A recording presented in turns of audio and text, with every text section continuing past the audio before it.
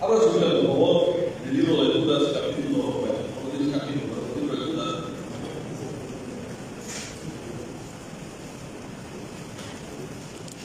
Vamos a leer, hermanos, desde el versículo 1 hasta el versículo 3, por favor. Judas 1, versículo 1 hasta el versículo 3. Dice así la Escritura, síganme con su vista. Judas, siervo de Jesucristo y hermano de Jacobo, a los llamados, santificados de Dios Padre y guardados en Jesucristo, misericordia y paz y amor os sean multiplicados. Amados, por la gran solicitud que tenía de escribiros acerca de nuestra común salvación, me ha sido necesario escribiros, exhortándoos a que contendáis ardientemente por la fe, y ha sido una verdad. Vamos a orar. Gracias. Te damos gracias, Padre, por este privilegio tan grande que nos das. Pero a la vez, qué tremenda responsabilidad venir aquí al frente y poder tratar de hacer bendición a estos conciertos. Ruego que tu Santo Espíritu guíe a este siervo inútil, que pueda trazar bien la Escritura, que pueda ser bien entendida, que tu Santo Espíritu nos abra el entendimiento para comprenderla y todas aquellas verdades que necesitamos las llevemos a la práctica, primero para honra y gloria tuya y segundo para beneficio nuestro. En Cristo Jesús te lo pedimos. Amén. Muy bien, hermanos, me concedieron el privilegio de compartir con ustedes un tema muy importante, por supuesto todos lo son. Es un tema difícil, pero lucharé, hermanos, por no meterme en muchas controversias, sino checar lo que dice la Escritura. Sé que posiblemente algunos tenemos diferentes posturas, no voy a entrar, ¿verdad?, en controversias, si el Génesis 6 era hombres, eran ángeles, no nos vamos a entrar en esa controversia, pero yo sí quiero que me siga en este aspecto. El tema se llama la urgencia de conservar la sana doctrina. Así que Judas, hermanos, fue un hombre muy usado por el Señor, porque Judas, de hecho, habla de, por lo menos, la urgencia que hay para los creyentes, o que había para los creyentes de aquel tiempo. Había una urgencia, y él lo declara de esta manera, amados, por la gran solicitud que tenía de escribir. O sea, había algo que le apremiaba y le apuraba a él, que los demás hermanos tenían que saber. Pero lo primero que tenemos que checar, hermanos, que este Judas, y creo que todos estaremos de acuerdo aquí, este Judas no es Judas Iscariote. En eso estamos todos de acuerdo, ¿verdad? Amén. Este Judas que menciona aquí, la mayoría está de acuerdo que este autor de la carta, hermanos, es Judas, el medio hermano del Señor Jesucristo. Así lo describe la Biblia en Mateo capítulo 13, versículo 55. Dice, no es este el hijo del carpintero, no se llama así su madre y María y sus hermanos Jacobo, José, Simón y Judas. El Marcos 6:3 dice, no es este el carpintero, hijo de María, hermano de Jacobo, de José, de Judas y de Simón. ¿No está también aquí con nosotros sus hermanas? Y se escandalizaban de él. Por lo tanto, es lo que creemos, que era el medio hermano del Señor Jesucristo, aunque se describe a sí mismo aquí como siervo de Jesucristo. Él escribió esta carta posiblemente entre los años 60 y 65. El apóstol Pedro, de hecho, escribió su segunda carta posiblemente antes que él. Y algunos teólogos piensan o creen que Judas tomó de Pedro, o Pedro tomó algunas funciones de Judas que son similares en la segunda carta de Pedro. Usted lo podía notar ahí, fíjense que no es odiado. El motivo de esta carta es que había falsos maestros enseñando cosas contrarias a las verdades del Evangelio. Por lo tanto, apremiaba que Judas escribiera esta carta y se lo comunicara a los creyentes de aquel tiempo. Y Judas nos muestra, número uno, voy a ir rapidito, sé que están cansados, así que si están cansados, ayúdenme por favor, y verán que terminaremos pronto. Judas nos presenta, número uno, la urgencia. El llamado urgente es lo que nos presenta. ¿Cuál es ese llamado urgente? En el versículo 3 dice, amados, por la gran solicitud que tenía de escribiros acerca de nuestra común salvación, me ha sido necesario escribiros, exhortándolos que contendáis ardientemente por la fe que ha sido una vez dada a los santos. Judas nos habla de esa urgencia. Pero antes de entrar a la urgencia, Judas dice, hermanos, aquí acerca de nuestra común salvación. Esto significa que Judas está escribiendo a un grupo de creyentes que creían lo mismo que él con respecto a la salvación. Por eso dice nuestra común salvación. ¿Por qué? Porque solamente era obtenida a través de la obra y persona de nuestro Señor Jesucristo. No había otra manera, y por eso era una salvación común, tanto para él como a los creyentes que él escribía. Y esa salvación era común, no solamente porque venía a través de la obra y persona de Jesucristo, sino que también era ofrecida al rico y al pobre, al estudiante y al no estudiado. Era ofrecida a todos ellos. Por lo tanto, habla de que es común y es igual para nosotros en este tiempo. Nosotros seguimos creyendo que solamente somos salvos a través de la obra y persona de nuestro Señor Jesucristo. Creemos cuál es la condición del hombre, que el hombre es pecador, que necesita reconocer su condición, arrepentirse de sus pecados y confesar a Cristo como el Señor de su vida. Amén. Eso lo muestra aquí en las Escrituras. Por eso Judas dice que es común. Pero después Judas lleva a ese grupo de creyentes y le dice a que contendáis ardientemente por la fe. Así que Judas les reta a ellos y les está exhortando a la vez. No es una sugerencia, no les está sugiriendo, les está exhortando, les está diciendo cómo deberían hacerlo, a que contendáis. Judas está usando aquí el término de la lucha, no solamente a pelear, sino también a defender. Así que les dice que ese era el llamado a la urgencia que había en ese momento, el llamado urgente. Que había falsos maestros que estaban introduciendo falsas enseñanzas en contra del evangelio, y dice, ¿qué están haciendo ustedes? Así que hay que pelear, hay que defender esa fe que una vez fue dada a los santos. Cuando Judas usa aquí la palabra fe, no significa, hermanos, el sentido de nuestra confianza en Dios. No está diciendo aquí, hermanos, esa fe personal. Está diciendo aquí que la fe es el cuerpo doctrinal de la verdad acerca del evangelio que en aquel tiempo fue aceptado y fue entregado una sola vez. No es que cada vez se iba renovando, no, una sola vez. En la Biblia lo menciona muchísimas veces. En Hechos capítulo 2, versículo 42, dice la Escritura así: y perseveraban en la doctrina de los apóstoles. ¿Notó eso? ¿Cómo se llamaba? La doctrina de los apóstoles, en la comunión unos con otros, en el partimiento del pan y en las oraciones. En Hechos capítulo 6, versículo 7 dice: y crecía la palabra del Señor y el número de los discípulos se multiplicaba grandemente en Jerusalén. También muchos de los sacerdotes, dice, obedecían a la fe, a ese conjunto de doctrinas, a esas verdades del evangelio. Hechos 14, 22, confirmando los ánimos de los discípulos, exhortándolos a que permaneciesen en la fe y diciéndoles: es necesario que a través de muchas tribulaciones entremos en el reino de Dios. Hechos 16, 5. Así que las iglesias eran confirmadas en la fe, en ese cuerpo doctrinal, y aumentaban el número cada día. En Romanos 1:5, y por quienes recibimos la gracia y el apostolado para la obediencia a la fe. En Efesios 4:5 dice: un Señor, una fe, un bautismo, un cuerpo doctrinal, esas verdades acerca del evangelio. Y en 2 Timoteo capítulo 4, versículo 7, el apóstol Pablo dice: he peleado la buena batalla, he acabado la carrera, he guardado esas verdades bíblicas. No solamente, hermanos, hablar solo del evangelio, predicaciones, sino que había más verdades bíblicas que él guardó. Él fue fiel en eso, y de hecho él mismo enseña a Timoteo y a otros a que permanezcan en esas verdades bíblicas y que ayuden a tapar la boca de otros que estaban enseñando falsa doctrina. Por lo tanto, ese cuerpo de doctrinas, de verdades, Judas está diciendo que es necesario que se defiendan. Pero no solamente dice que es necesario que se defiendan, sino que también dice que las defendamos de una manera con pasión, con fervor. Porque tristemente entramos al instituto bíblico y como nos enseñan doctrinas, tenemos que aprendernos así rapidito, pero tenemos que admitir que salimos de ahí y todavía hay muchas doctrinas o verdades que todavía no entendemos ni comprendemos. Y es ahí donde tenemos que seguir estudiando para nosotros entender esas verdades y después enseñarlas. Muchos estamos enseñando verdades que todavía ni comprendemos y nosotros mismos estamos confundiendo a los hermanos en Cristo.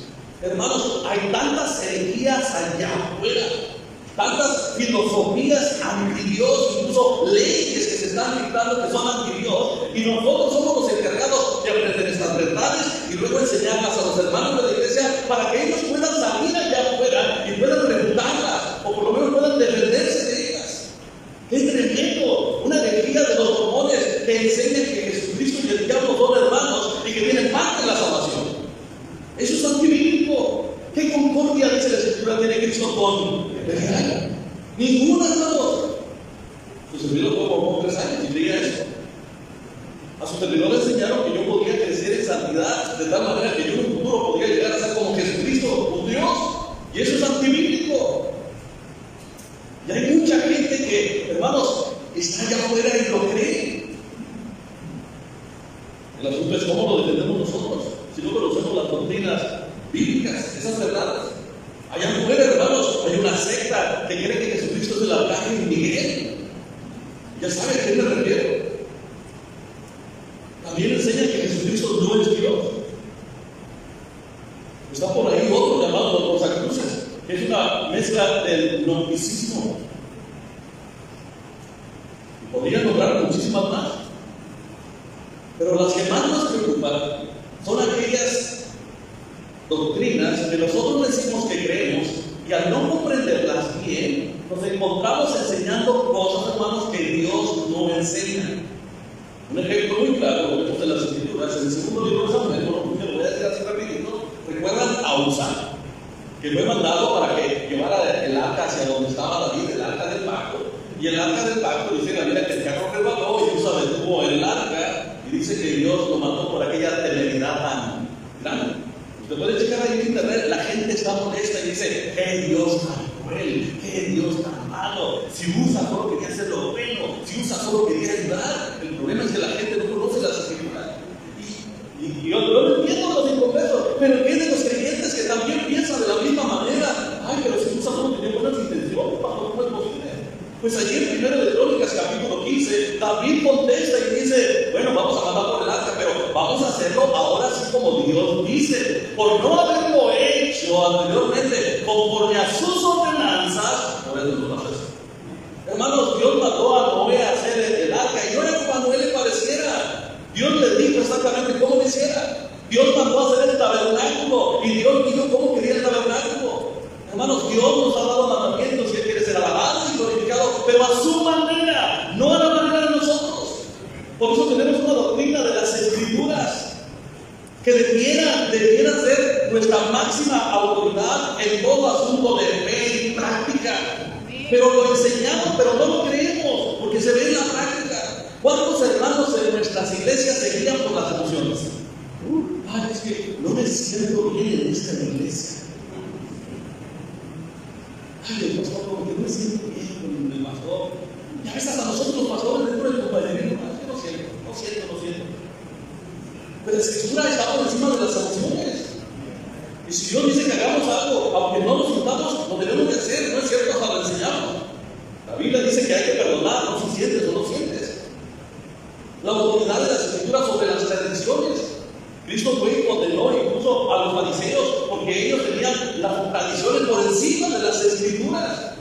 Porque ellos solo entendían la letra y no el espíritu, hermanos, de la ley. Es por eso que es necesario que volvamos a retomar esas doctrinas y las volvamos a repasar una y otra vez. ¿Qué nos quiere decir Dios? No se nos enseñó eso hace rato. Nos encontramos haciendo cosas que Dios no nos pide que hagamos. O hacemos cosas, pero no como Dios nos pide que las hagamos. Y es por eso que nosotros estamos frustrados en nuestros ministerios. ¿Qué dicen las Escrituras con respecto a la ley civil? ¿Quién tiene más autoridad, las Escrituras o la ley civil?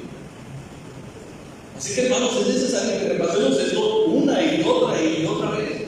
¿Qué con respecto a la salvación, hermanos? ¿Qué dice la Escritura con respecto a la salvación? Porque allá afuera hay muchos que enseñan que sí, hay que confesar a Cristo como Señor, pero también falta la regeneración bautismal. Hay que bautizarse porque si no, eso no es salvo. Bueno, nosotros lo bautizamos, pero no para la salvación.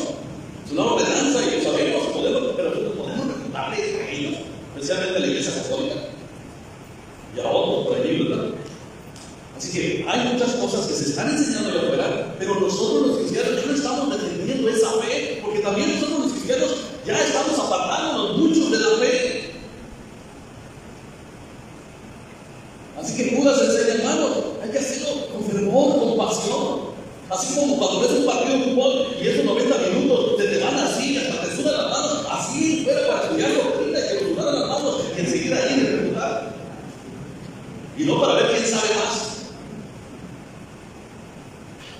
¿No te han llegado no puedo ir a la iglesia donde pasa eso. No te llega una revista de vez en cuando como un hormón. Y luego empiezan por ahí, asisten, ahí se quedan. Y luego empiezan por ahí a decir a los hermanos, no, me gusta cómo predica el pastor, pero bíblicamente el sábado es el día de eso. Y muchos de nosotros no actuamos y dejamos que esa persona que no es creyente empiece a contaminar poquito a poquito a los hermanos. Porque le sacamos. Porque no tenemos más que el elemento bíblico para enfrentar esas energías. Así que es necesario, hermanos, que nosotros retomemos y hagamos caso al llamado de gente de Dios.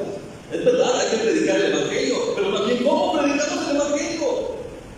Si a veces vamos allá afuera diciendo a la gente, mira, Dios tiene un plan maravilloso para ti, y luego la gente viene a la iglesia esperando ese plan maravilloso y ven que no es así, y sabe que la gente se va otra vez. Les decimos a la gente, ven a Cristo y todos tus problemas serán solucionados. ¿Eso es cierto, no? Claro que no. Antes la Escritura dice que a los que quieran vivir piadosamente en Cristo Jesús, padecerán persecución. En muchas doctrinas, hermanos, están enseñando en muchas de nuestras iglesias y son antibíblicas.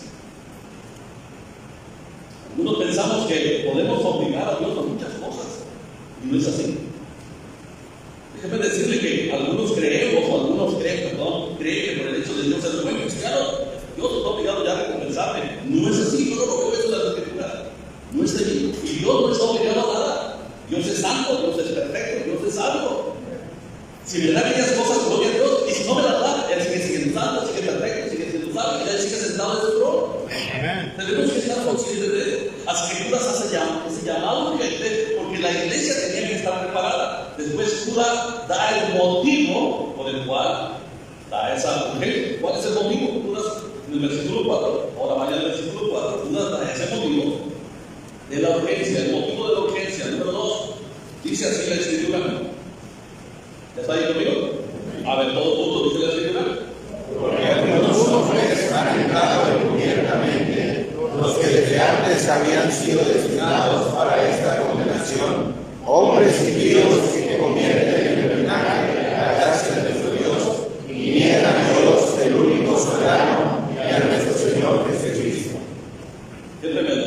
Judas después nos da el motivo de la urgencia. ¿Cuál era el motivo que apremiaba esa urgencia de escribir esa carta para decirle a los santos de aquel tiempo, a los creyentes de aquel tiempo, que contendieran por la fe? ¿Cuál era el motivo?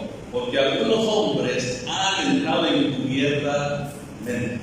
Y Judas no era el único.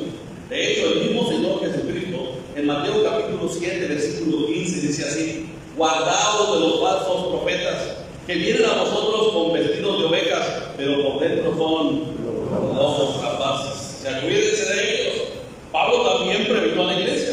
En Hechos capítulo 20, versículos 29 al 30, Pablo le dice a la iglesia, estaba ahí describiéndose y dice: porque yo sé, dice así Pablo, porque yo sé que después de mi partida entrarán en medio de vosotros lobos rapaces, que no perdonarán el rebaño, dice, y de vosotros mismos se levantarán hombres que hablen cosas perversas para arrastrar travesía. ¿Qué, hermanos?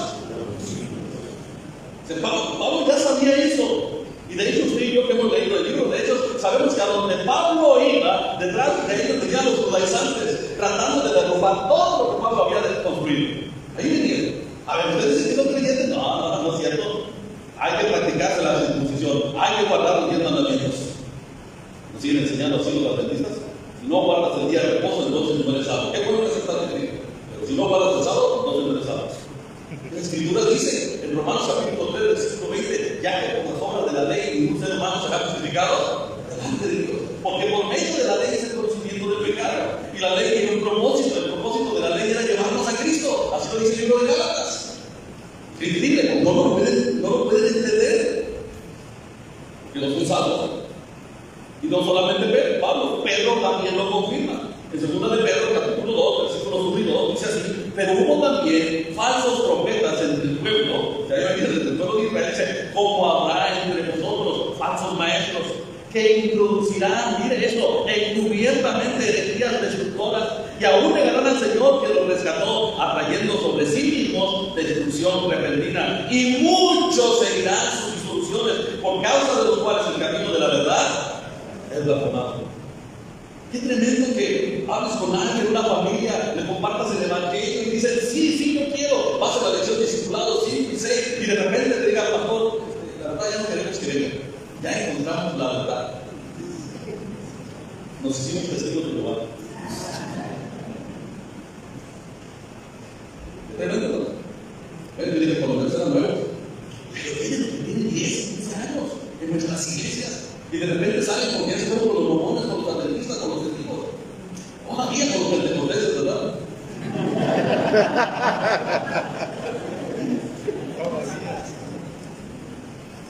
Así que tenemos que admitir, hermanos, que estamos en una lucha y no podemos quedarnos de manos cruzadas.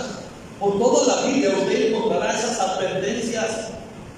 Si usted se queda de manos cruzadas y usted ya no se prepara en las doctrinas bíblicas, hermanos, lo único que estaremos provocando es que venga alguien y algo les diga bonito a los hermanos de nuestra iglesia y enseguida se van a ir, porque son atractivas. Y miren, dice, entran encubiertamente. Dice aquí la escritura nuevamente, encubiertamente, así, poquito a poquito, y les empiezan a hablar a los hermanos.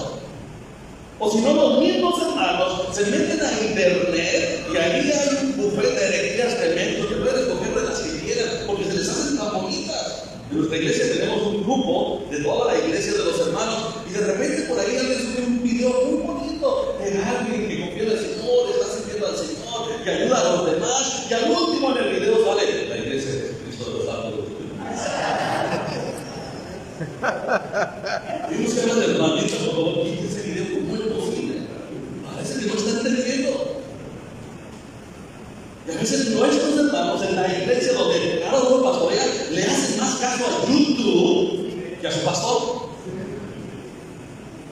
Yo le digo, bueno, el pastorea es pastor.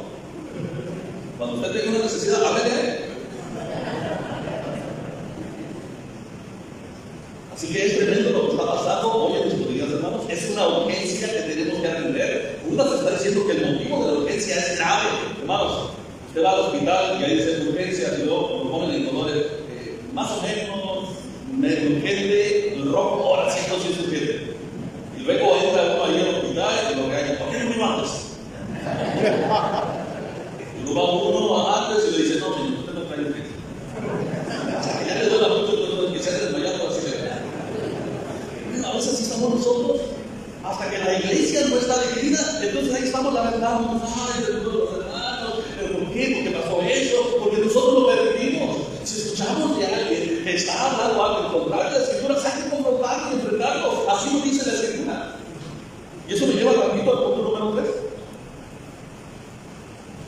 ¿Cómo responder a la urgencia? ¿Cómo debemos de responder a esa urgencia? Versículos 20 y 21, por favor. Dice así la escritura, 20 y 21. Dice la escritura, pero vosotros amados, para llevarnos, pero vosotros amados, dice, edificándonos, dice que hermanos, sobre la santísima fe, orando en el Espíritu Santo, observando el amor de Dios, esperando la misericordia de nuestro Señor Jesucristo para vida eterna. Lo que Judas está diciéndole a este grupo de creyentes es que ellos, cada uno, son los responsables, escúcheme bien, son los responsables de crecer en su fe. Tristemente los hermanos solo se esperan hasta el domingo para abrir su Biblia. Nosotros como pastores sabemos que no estamos con ellos las 24 horas del día, los 7 días de la semana. Yo mismo recomiendo a los hermanos algunos libros de sana doctrina y algunos predicadores de sana doctrina, porque no estamos con ellos toda la semana. Porque si no hacemos esto, entonces se van a encontrar ellos allí en YouTube cada cosa y escucharán a cada predicador que después llegan y preguntándome, hermano, entonces sí podemos hablar de lenguas o no. Porque escuchó a alguien que creía que tenía que hablar de lenguas. Así que Judas está diciendo, hermanos, que es nuestra responsabilidad permanecer en la fe, edificarnos en la fe. Y así lo enseña, mire, vaya a la escritura, en el libro de Hechos, Primera de Timoteo, después vamos a ellos. Primera de Timoteo, por favor, y ahí voy a llevar por una serie de versículos donde Pablo exhorta a Timoteo precisamente a permanecer en la doctrina. Primera de Timoteo, capítulo 1.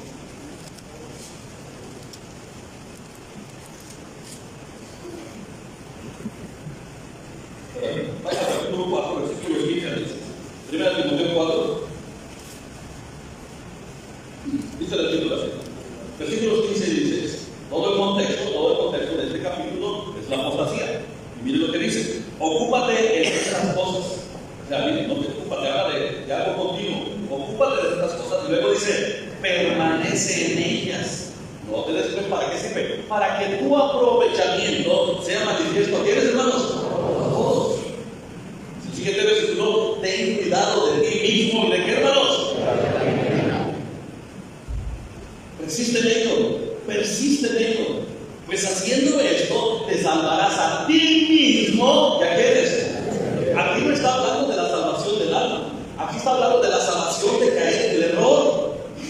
Timoteo, si tú te ocupas en seguir estudiando estas verdades doctrinales en las Escrituras, tratando de entenderlas, comprenderlas, enseñarlas, hacerlas tuyas, esto te va a aprovechar a ti, y no solo a ti, también a los que están contigo, y te vas a salvar tú y ellos de caer en el error. Pero nos creemos tanto que pensamos que ya no las sabemos todas, y se llega el domingo y al último domingo estamos haciendo mujer. Y no tenemos tiempo, estamos ocupados en tantas cosas que no son prioridad y no estudiamos nosotros teología. Y algunos dicen que la teología no es importante, mejor lo práctico. Pues tristemente al hacer cosas prácticas, como no estudiar teología, vamos a hacer cosas que Dios nos dice que hagamos. Tenemos que estudiar bien la teología para ver qué quiere Dios que hagamos y cómo quiere que lo hagamos. Así que, hermanos, Pablo dice a Timoteo que la única manera que él va a poder salvarse de caer en el error es ocupándose de la doctrina. Dice 2 Timoteo capítulo 2, versículo 15, le dice así: procura con diligencia, nota esa diligencia, presentarte a Dios aprobado, como obrero que no tiene de qué avergonzarse. Y luego dice que usa bien, ¿qué, hermanos? Esas verdades doctrinales, que usa bien. Ahora, ¿por qué Pablo le está diciendo a Timoteo esto? Precisamente el contexto habla de que hay algunos que no las están usando bien y lo único es que están causando problemas en la iglesia. Se lo leo, dice en el versículo 16: mas evita profanas y malas palabrerías, porque conducirán más y más a la impiedad. Y luego dice: y su palabra comerá como gangrena, de los cuales son Himeneo y Fileto, que se desviaron de la verdad diciendo que la resurrección ya se efectuó. ¿Y qué hacen, hermanos? O sea, hay hermanos en nuestras iglesias que no creen en la resurrección corporal de Jesucristo. Y Pablo le enfrentó en la iglesia de Corinto, tiene que escribir el capítulo 15, y le dice: si Cristo no resucitó, pues entonces les van a nuestra fe, les van a nuestra predicación, les van a esto, aquello. Pero Pablo después dice: mas como Cristo sí resucitó, y le da toda la argumentación teológica. Entonces, en base a que Cristo sí resucitó, dice: así que, hermanos míos amados, estar firmes y constantes, creciendo en la obra del Señor, siempre sabiendo que nuestro trabajo en el Señor no es. Así que Pablo le está diciendo a Timoteo: usa bien la palabra de verdad, prepárate, estudiala una y otra vez, chécala, de tal manera que puedas contradecir a aquellos que se desviaron de la verdad y desvían de la fe a muchos. Vaya por favor ahora a 2 Timoteo, ahí mismo en el capítulo 3, ahora en el versículo 14. Dice la Escritura: pero persiste, note nuevamente, pero persiste tú en lo que has aprendido y te persuadiste, sabiendo de quién has aprendido. Ese persiste habla, hermano, de que hay que seguir estudiando constantemente, llegando a las Escrituras una y otra vez. Vaya ahora por favor al capítulo 1, versículo 9. También Pablo, no solo se lo dice a Timoteo, Pablo se lo dice a Tito. Está ahí. Dice la Escritura, el versículo 9, dice: retenedor de qué, hermanos? De la palabra fiel, tal como ha sido enseñada, para que también pueda exercer con sana enseñanza y convencer a los que contradicen. Esto significa que va a haber hermanos en nuestra iglesia que a lo mejor van a contradecir lo que nosotros creemos. Y nosotros tenemos que entrar aquí y decirle: hermano, aquí dice la Escritura, pastor, pero es que yo no lo veo así. Bueno, pues vamos a checar el sexo. Vamos a checar las reglas de interpretación y me dijo por ahí: no, casi no. No, toda la Biblia es literal. Bueno, hermano, entonces la Biblia dice en una porción de la Escritura, pues una intérprete, y si hubo poder de su ocasión de caer, sácalo.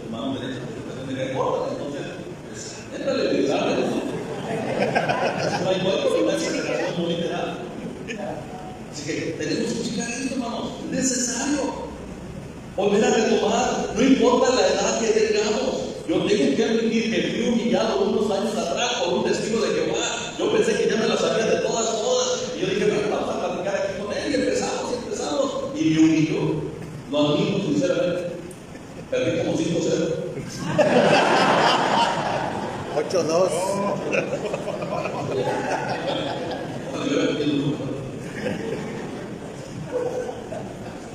Pero le doy gracias a Dios.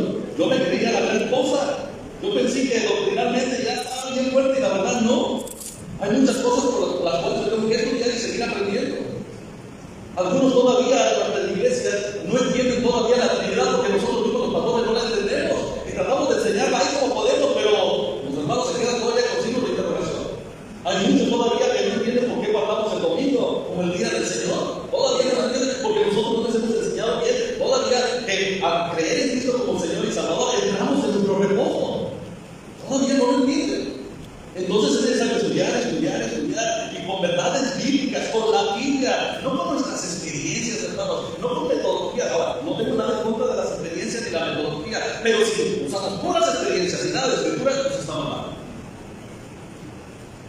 De verdad he estado en muchas predicaciones y no se me olvida un predicador. No voy a decir su nombre, pero lo único que me acuerdo de él son los chistes. Era chiste en el grupo. Y todo el mundo lo quería y todo lo conocía. No había predicación, puros chistes.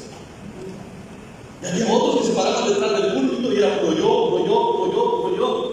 Hermanos, no es la lucha del cristiano ser morir yo. Con Cristo estoy justamente crucificado y ya no vivo yo. Ahora debemos de estar aquí y exaltar y hablar de él. Así que es triste. Y esto pasa en muchas iglesias de la prosperidad, exaltando al hombre y no a Cristo. Pero ¿qué de nuestras iglesias? A veces exaltamos más al predicador que a Cristo. A veces el predicador habla más de sí mismo que de Cristo. Acabo de vivir unas conferencias en Estados Unidos y me da tristeza platicar con algunos pastores y ellos dicen, no, es que si tú no aplicas eso de una manera personal y dices a los hermanos cómo tú lo has vivido, cómo tú lo has pasado, no sirve la escritura. Y digo, ¿cómo no?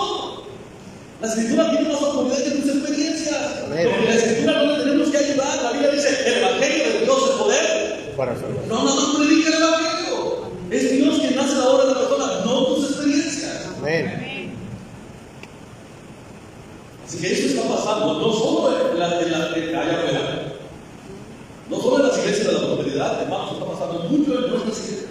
Por lo tanto, es necesario recurrir nuevamente a las escrituras una y otra vez, de tal manera que no solo nos edifiquemos a nosotros mismos, sino que también ayudemos a los que están batallando, a los que están confundidos, a los que se están perdiendo. Hechos capítulo 18, por favor, que habla de un ejemplo de alguien que estaba predicando.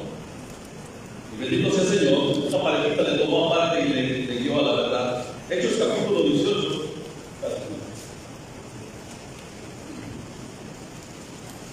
¿Ya está la ayuda? Hechos capítulo 18, versículo 24 al 28, yo creo que ya lo va a leer y saben a qué me refiero. Dice la escritura: llegó entonces a Éfeso un judío llamado Apolos, natural de Alejandría, varón elocuente, poderoso de las escrituras, poderoso de las escrituras. Este había sido instruido en el camino del Señor, siendo de espíritu fervoroso, hablaba y enseñaba diligentemente lo concerniente al Señor, aunque solamente conocía el bautismo de Juan. Versículo 26. Y comenzó a hablar con denuedo en la sinagoga. Pero cuando oyeron Priscila y Aquila, le tomaron aparte y les pusieron más exactamente el camino de quién, hermano, esas verdades teológicas. Luego dice, y queriendo pasar a Caña, los hermanos le animaron y escribieron a los discípulos que lo recibiesen. Y llegando allá, fue de gran provecho a los que por la gracia habían creído, porque con gran vehemencia, ahora ven lo que decía, refutaba públicamente a los judíos, demostrando por las escrituras que Jesús era Cristo. Yo sé que nos va a doler, yo sé que nos va a doler cuando alguien nos tome aparte y nos diga, hermano, híjole, aquí esta doctrina la enseñaste mal, como que aquí esto, como que aquí. Pero es necesario, hermanos. Es necesario que alguien nos diga que algo estamos predicando mal doctrinalmente, porque si no lo voy a seguir enseñando y me voy a afectar a mí, voy a afectar a la congregación donde estoy pastoreando. Es necesario. Pero algunos dicen,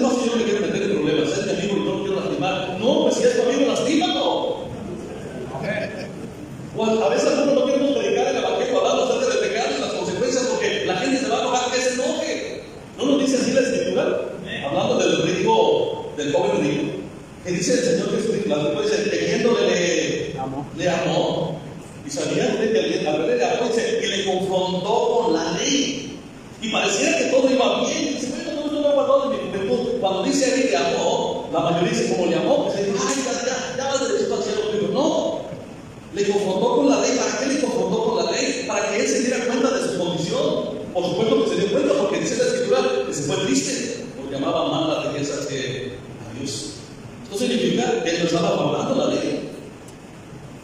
Muchos dicen por ahí en esa interpretación que el Señor Jesucristo enseña el altruismo. No está enseñando el altruismo. Cuando dice, oye, vete, todo lo que tienes, dáselo a los pobres y me necesitas, no está enseñando eso.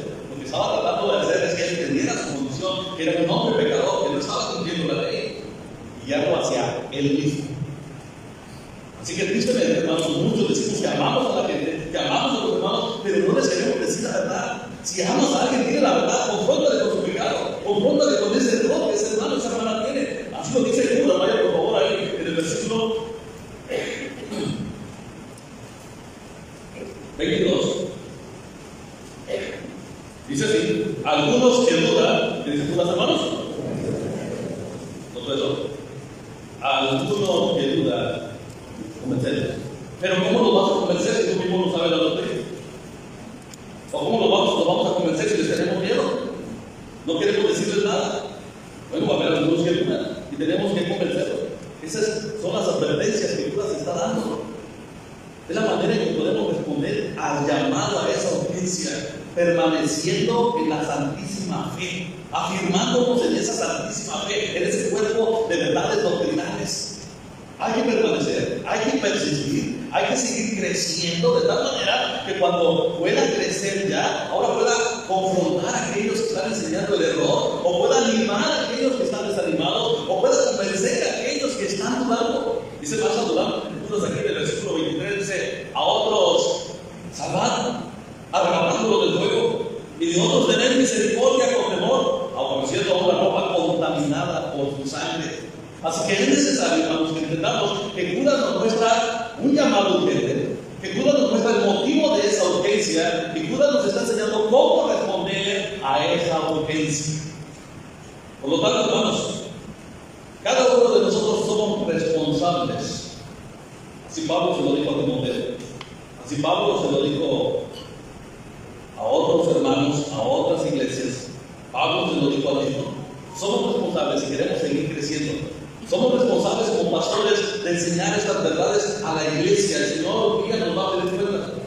Somos responsables, hermanos, de defenderlas. Somos responsables, hermanos, de levantarnos y empezar a decir, ¿saben qué? Hasta aquí llegaron. Hasta aquí llegaron. Primera de Pedro, capítulo 3, versículo 15. Pedro también está de acuerdo con Judas. Y luego dice Pedro, sí, si nos ha santificado a Dios, el Señor en vuestros corazones, dice, y estad siempre preparados para presentar defensa con mansedumbre y reverencia ante todo aquel que demande razón de la esperanza que hay en nosotros. Vemos que Cristo pronto viene.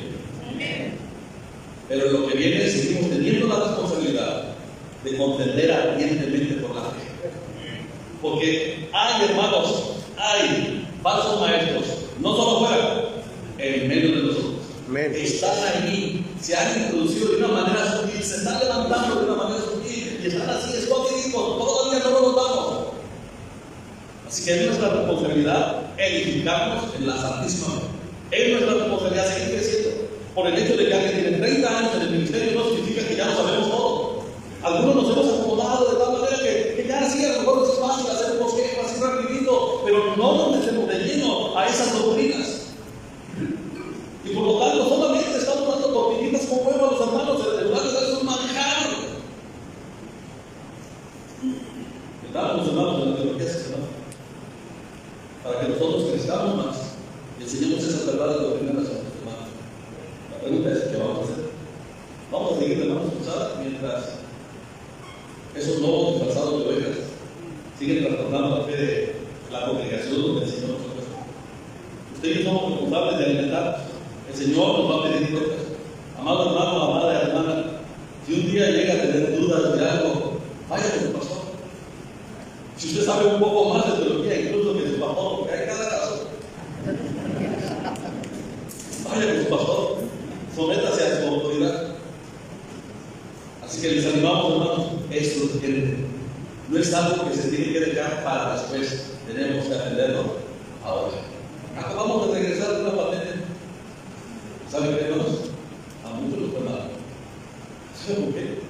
Porque la fe de los hermanos no estaba bien confirmada en lo que dice Dios con respecto a de no dejar de congregar. Porque la fe de los hermanos no estaba bien confirmada en lo que dicen las Escrituras. Así que es trabajo de nosotros volver a tratar, volver a recordar esas verdades bíblicas y volverlas a enseñar, aunque los hermanos se enojen, aunque la gente se enoje. Hay un hermano que dice: es que no me gusta que hablen mal de las demás religiones. Hermano, es que si yo toco las Escrituras, hermano, como lo dicen, la gente se va a molestar. La Biblia dice que hay un solo Dios y un solo mediador entre Dios y los hombres. y es Jesucristo. Hombre. Entonces, con este versículo ya estoy hablando en contra de la Iglesia Católica. Así que no se molesten, yo tengo que enseñar lo que dice la Escritura. Ven. Así que, hermanos, enseñemos la Escritura. Bueno, yo veo. El Señor nos ayuda, hermanos. Posiblemente usted ya ha enseñado este libro allí en su iglesia. Podría haber sacado de 8 a 10 lecciones de mí. Traté de ser corto. Yo solo espero que el Señor abra nuestro entendimiento, que podamos comprender aquellas verdades y llevarlas a la práctica. Vamos a ver. Señor, en tu bondad y tu amor para nosotros nos sigue mostrando misericordia. Que tenemos que reconocer que muchos de nosotros, como líderes espirituales, nos estamos durmiendo en tus barreras. No estamos haciendo más de lo que debemos hacer. Estamos confiando más en las experiencias, en las metodologías, que al mismo yo sé que no todas son las metodologías. Pero esa no es la manera de atraer a gente. Es confrontándoles con palabras con el Evangelio. Todo el libro de Hechos nos muestra que lo que los apóstoles, los nuevos cristianos, iban anunciando el Evangelio. Que Cristo Jesús murió por los pecados y que fue sepultado con las Escrituras y que resucitó al tercer día. Eso hacían. Los nuevos creyentes eran añadidos por poder. Las iglesias crecían. Ayúdanos a regresar a tu palabra y confiar en lo que ella dice, porque nosotros no tenemos el control de nada ni el poder de nada, solo somos instrumentos tuyos. Queremos ser usados como tú quieres, a la que tú quieres. Es por eso que pedimos, Padre, que nos ayudes a reflexionar en cuanto a este llamado, que podamos entender ese motivo de la urgencia y cómo debemos de responder a esa urgencia para tu honra y tu gloria.